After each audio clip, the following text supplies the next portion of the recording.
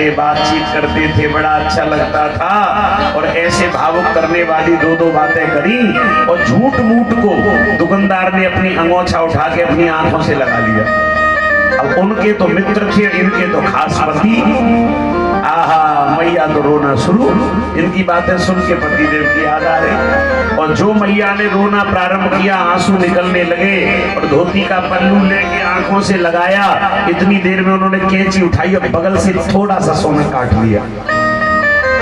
और क्या बोले, भाभी मत रो, अब जो होना था सो तो हो गया, अब रोने से होगा भी क्या। होना था वो हो गया, अब क्या होगा रोने से। तो कभी कभी रोने में बात बिगाड़ देती है, कभी कभी बना देती है। लेकिन एक बात हमेशा याद रखना, वास्तविकता में माता के हृदय में दयालुता होती है, कोमलता होती है।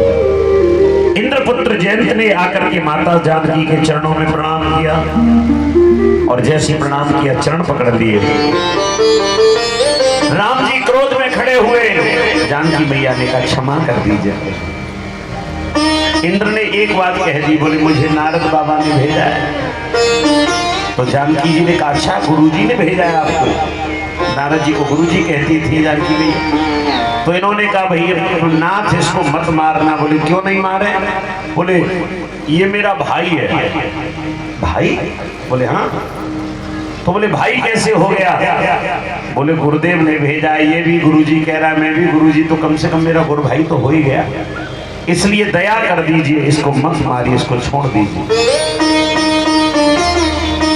भगवान के नेत्रों में करुणाश्रु भर आए। धन्य है देवी, कितनी दयावान हो तुम। तो माता जानकी कहती है प्रभु दयावान तो आप भी कम नहीं थे, लेकिन आपने इसको इतना बड़ा दंड क्यों दिया। तो भगवान ने कह दिया देवी जो भारतीय नारी के ऊपर कुदृष्टि डालेगा उसको मैं ऐसे ही दंडित करूंगा, इसलिए दंड दिया। मैया का हृदय प्रसन्न हो गया। वैसे तो प्रभु आप दयावान हैं और वास्तविकता में भगवान से बड़ा दयालु संसार में कोई नहीं, और इसीलिए सारा संसार उनके चरणों में झुकता है। भगत गाता है बहुत दिन से तारीफ सुनकर तुम्हारी, शरण आ गया राघव। राम जी ने क्षमा कर दिया महाराज इंद्रपुत्र जयंत को। इसके उपरांत भगवान आगे बढ़े और आगे चलकर क्या देखते हैं, आज अत्रि मुनि के आश्रम की ओर जा रहे हैं। अत्रि किसे कहते हैं बंधुओं, न विद्यते काम क्रोध लोभाः अस्मिन् सः अत्रि। ध्यान देना, जिसके अंदर काम क्रोध लोभ मोह अहंकार सब समाप्त हो गया हो,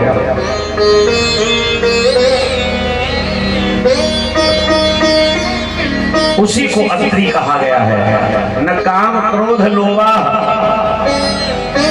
काम ही नहीं है, क्रोध ही नहीं है। आजकल लोग क्रोध से भी अपना काम बिगाड़ देते हैं। कई बार क्रोध नहीं करना चाहिए, ज्यादा कमी। कई बार घरों में माताओं को क्रोध बहुत आता है, ज्यादा क्रोध आए तो उतारने का एक तरीका बताऊंगा, तुरंत भाग जाता है क्रोध। अपनी ये वाली उंगली लेके दांत के नीचे दबाओ, जोर से काटो, तब तक काटते रहो जब तक अलग न हो जाए।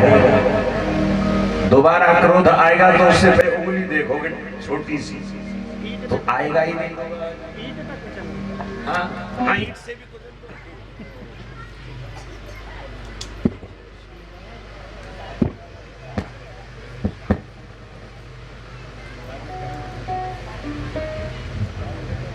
हमें अनर्गल क्रोध नहीं करना है, ये ध्यान रखना हमेशा। न काम क्रोध लोभा। अब तीसरा आता है लोभ। अब आप कहोगे महाराज लोभ तो दुनिया को है? लोभ किसको नहीं है? लोभ नहीं करेंगे तो परिवार में जिएंगे कैसे, संसार कैसे चलेगा। करिए लोभ, लेकिन इतना भी लोभ मत करिए कि हम अपने कार्यों से ही पतित हो जाए। और यहाँ स्पष्ट लिखा है न विद्यते काम क्रोध लोभाः अस्मिन् सह अत्रि, उसी को अत्रि कहा गया है। ये अत्रि कौन है? माता अनसुईया के पति,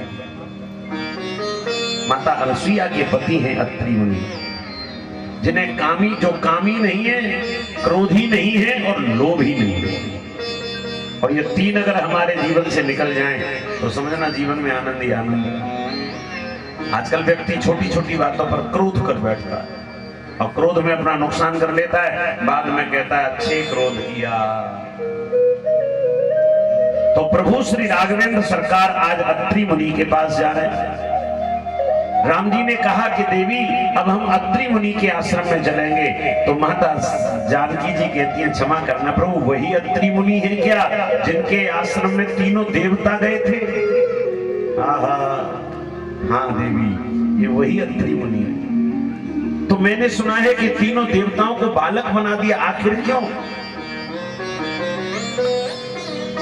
आखिर क्यों बना दिया उनको बालक? तो उन्होंने कहा सुनो, एक बार ऐसा हुआ कि नारद जी महाराज निकल के जा रहे तो माता पार्वती ने कहा, थोड़ा सा प्रसंग पृथक है, बोले आओ नारद जी बैठ लो। नारद जी ने कहा आजकल हर जगह आना जाना बंद कर दिया है। बोले क्यों? बोले भारत की सर्वश्रेष्ठ पतिव्रता नारी है, उसके नाम का भजन चल रहा है। कौन है? बोले माता अनसुईया। भैया पार्वती बोली लेकिन आपके भोलेनाथ तो कहते हैं कि सबसे श्रेष्ठ पतिव्रता आप हो। बोले झूठ बोलते होंगे, तुम्हें खुश करने के लिए कह देते हो। कई बार पति कह देते हैं आपसे ज्यादा सुंदर तो संसार में कोई नहीं है। इतना कहा तो वो तो फूल के हो गई सिकोहाबाद की रेलवे स्टेशन।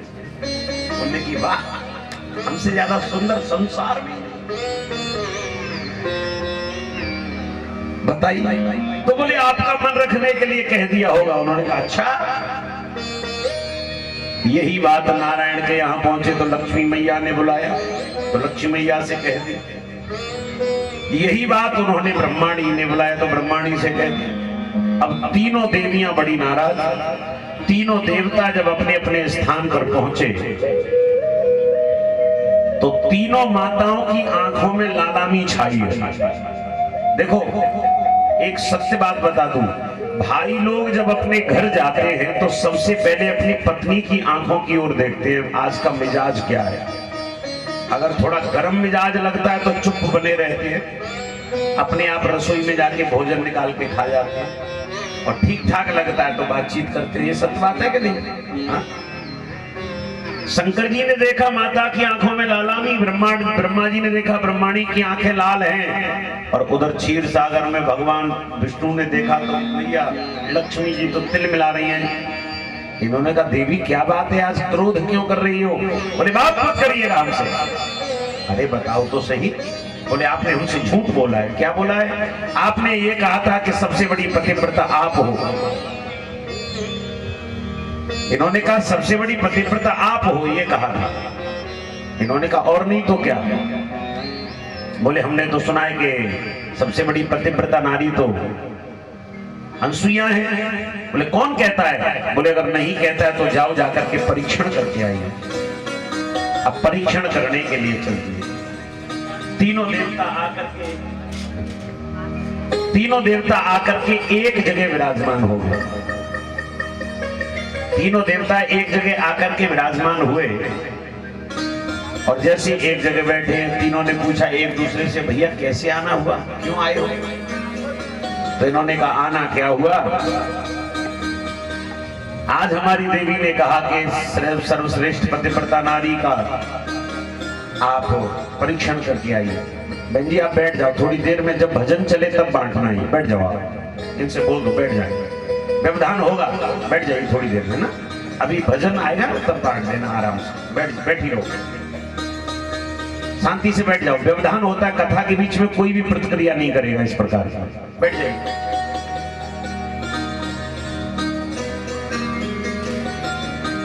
मेला देखूंगी जरूर, चाहे जान चली जाइए, मानेगी थोड़ी। देखो हम लोग सभी यहाँ कथा सुनने आए हैं ना, कथा के मध्य कोई ऐसा अब आप एक एक डिब्बी बांट रहे हो, सबरी मैयन की नजर है, हमारे पास कबाब है, और इतनी तुम लाई नहीं हो कि सबको एक एक मिल जाए, या तो सबके लिए हो जाए, है क्या? इतनी है नहीं, तो बेकार में झंझट पड़ेगा। चुपचाप बैठी रहो, भजन आए तब आसपास वालों को दे देना धीरे धीरे, बस झंझट खत्म। राम लला सरकार की जय हो। तो आज जैसे ही तीनों ने कहा कि अनसुईया की परीक्षा लेनी है, बोले चलो। अब तीनों अनसुईया मैया की परीक्षा लेने के लिए तीनों ने जाकर के कहा भिक्षाम देहि। मैया निकल के आई, बोले 3-3 महात्मा मेरे द्वार पर। पूछा भगवान कहिए क्या सेवा कर सकती है? बोले मैया भूख लगी है, भोजन करा दे, भोजन करा दे मैया।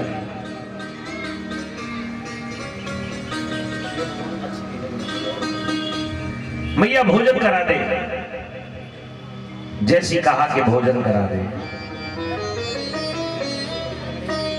मैया ने कहा ठीक है मैं आपको भोजन कराऊंगी, बताइए किस प्रकार का भोजन करेंगे आप? तो कहा मैया भोजन तो हम करेंगे लेकिन ऐसे नहीं करेंगे। बोले कैसे करोगे? बोले आप अपनी जंघा पर बिठा करके हमें भोजन करा दीजिए। और जो कहा कि जंघा पर बिठाकर भोजन करा दीजिए। मैया ने कहा अत्रि मुनि के आश्रम में इतनी बड़ी धृष्टता करने वाला कोई साधारण नहीं हो सकता। किसकी मजाल जो अत्रि मुनि के आश्रम में आकर के इस तरह की चर्चा कर दे। ये अंदर गई और इन्होंने हाथ में कमंडल में से जल लिया और जल को साक्षी मान करके कहा हे विधाता, मैंने जीवन पर्यंत केवल अपने ही पति के श्री चरणों का ध्यान किया हो, स्वप्न में भी परपुरुष की चाह न की गई हो, वास्तविकता में मैं श्रेष्ठ पतिव्रता हूं, तो जरा संकेत करिए कि ये तीनों कौन हैं। मैया ने जो आंखें बंद करी तो तीनों देवताओं के अपने सुंदर रूप समझ में आ गए, भेष बदल के आए थे। मैया बोली अच्छा। मैया ने कमंडल में से पुनः जल लिया और जाकर के छींटा मारा और जो बहुत बड़े बड़े आए थे वो बालक बन गए। अब बालक बन गए तो बालक को तो माता अपने अंग पर नहीं बिठा सकती है, जंघा पर बिठाया और अपने हाथों से तीनों को भोजन कराया और ला करके पालने में डाल दिया। किलिल किलिल कर रहे तीनों। अत्रि मुनि आए, अत्रि मुनि ने कहा देवी ये अब ये बच्चों की आवाज। इन्होंने कहा भगवान बड़ा द्रवित हो गया हमारे ऊपर। बोले कैसे? बोले किसी के घर में एक आता है, किसी के घर में जोड़ा आता है, हमें 3-3 दे दिए एक साथ, 3-3। बड़ी कृपा है, कोई बात नहीं। 3 आए हैं, बोले हाँ ठीक है तो इनका पालन पोषण करो। अब पालन पोषण होने लगा, महीना 2 महीना निकला। एक दिन नारद जी पुनः आए तो तीनों देवियों ने पकड़ लिए, नारद जी हमारे पति देव का। बोले हमें क्या पता पति देव का, हम सबका पता थोड़ी रखते हैं, ढूंढो जाके कहाँ है। बोले बता दो ना। बोले अनसुईया मैया के यहाँ रह रहे हैं, जाओ देख लो, ढूंढ लो, ले आओ और भेज दो परीक्षा लेने। माताओं ने कहा इसका मतलब हमारे पतियों को बंदी बना के रखा है इन्होंने। माताओं ने कहा देखना जब हम जाएंगे तो अनसुईया हमारे पैरों में गिर पड़ेंगी। तीनों देवियों ने सुंदर श्रृंगार किया, सुंदर श्रृंगार। और सुंदर श्रृंगार करके जब तीनों देवियां आई, चंद्रमा की चमकती चांदनी और उसमें सुंदर श्रृंगार करके महाराज जब सामने आई, मड़ियों से जड़े हुए वस्त्र, पश्मीना की चादर, जापान की पादुका, सब अलग अलग श्रृंगार पहना और पहन के जैसी द्वार पर आई तो चंद्रमा की चमकती चांदनी में प्रकाशमय हो गया पूरा आश्रम। तो तीनों बालक रोने लगे। एकदम बालक को कोई प्रकाश दिख जाए तो रो जाता है। मैया दौड़ी दौड़ी आई, क्या हुआ मेरे बालकों को? कौन है, क्या है, क्या कर रही है, कौन हो तुम? मैया ने डांट के कहा। अब तीनों देवियां बोली धन्य है, हम तो सोच रहे थे हमारे श्रृंगार को देख करके और ये बावली हो जाएगी, लेकिन ये तो हमें डांटने लगे। जब देखा कि हमारे श्रृंगार का कोई असर नहीं हुआ इनके ऊपर, तो तीनों देवियां नजरें नीचे करके कहती हैं मैया, रोने लगी। मैया ने कहा रो क्यों रही हो कौन तुम, पहले ये बताओ। तो बोली हम तीनों आपकी बहुएं हैं। मैया बोली अरे राम राम राम, 3 बेटे एक साथ में, 3 बहुएं भी एक साथ में, वाह। आओ आओ आओ बेटा अंदर आओ। बड़े प्रेम से अंदर बुलाए। अब अंदर ले तो गई, अब देख रही है माता चारों तरफ के हमारे पतिदेव कहीं दिख नहीं रहे। ये इनके 3 बालक तो दिख रहे हैं, लेकिन हमारे पति कहाँ गए ये नहीं समझ में आ रहा।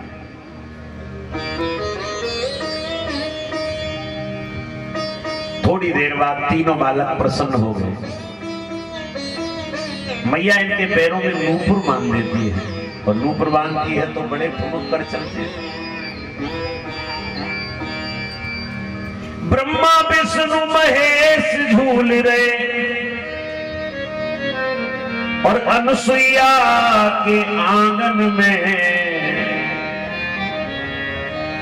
हो ब्रह्मा विष्णु महेश